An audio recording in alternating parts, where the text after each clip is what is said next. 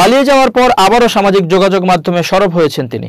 Facebook পোস্টের কমেন্টে পাল্টা আক্রমণ চালিয়ে যাচ্ছেন তিনি, যেখানে অনেক অশ্লীল ভাষাও কমেন্টের রিপ্লাই দিতে দেখা গেছে তাকে। কুমিল্লার বুড়িচং উপজেলার চরানল সীমান্ত দিয়ে গত 29 আগস্ট রাতে ভারতে পালিয়ে যান কুমিল্লার সাবেক মেয়র তাহসিন বাহার সূচনা। পালানোর পর গত 25 সেপ্টেম্বর থেকেই সোশ্যাল মিডিয়ায় ফুঁসে উঠেছেন তিনি। সাবেক প্রধানমন্ত্রী শেখ হাসিনার দেশ ত্যাগের পর থেকেই সামাজিক যোগাযোগ মাধ্যম সহ কোথাও খুঁজে পাওয়া যাচ্ছিল না সাবেক এই মেয়রকে। বুধবার ডাকাতের আক্রমণে নিহত সেনা সদস্য তানজিম সারোয়ারকে নিয়ে নিজের ভেরিফাইড ফেসবুক পেজে একটি পোস্ট করেন সূচনা।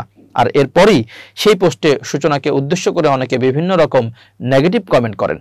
সাবেক এই মেয়র প্রতিটি নেগেটিভ কমেন্টের কটাক্ষ করে জবাবও দেন। এরপর বৃহস্পতিবার সাবেক আইসিটি মন্ত্রী পলক ও উপদেষ্টা নাহিদকে নিয়ে ফাইবার পোড়া ইস্যুতে একটি পোস্ট করেন।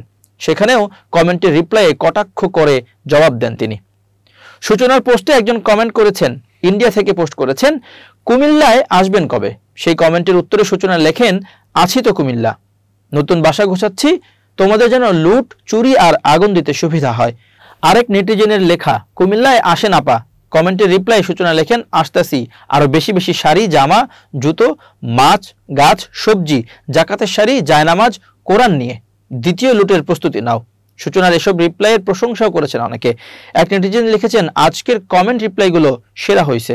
সেই কমেন্টের রিপ্লাই সূচনা লেখেন, আয় হায়, এটা কেন লিখলেন? লিজেন্ডরা আপনাকেও দালাল ডাকবে। পলক ও নাহিদকে নিয়ে পোস্টে সূচনা ক্যাপশন দিয়েছিলেন, যুগে যুগে পলকেরা নাহিদ হয়ে ফিরে আসে। সেই ক্যাপশনকে উদ্দেশ্য করে এক নেটিজেন লেখেন, পলক জানি কার নেতা ছিল আপু।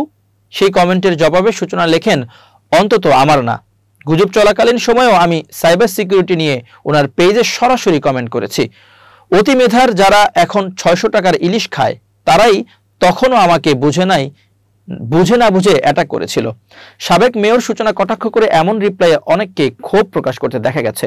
আর এসব কমেন্টের জন্য সামাজিক যোগাযোগ মাধ্যমে সমালোচনার মুখে পড়েছেন সাবেক এই মেয়র।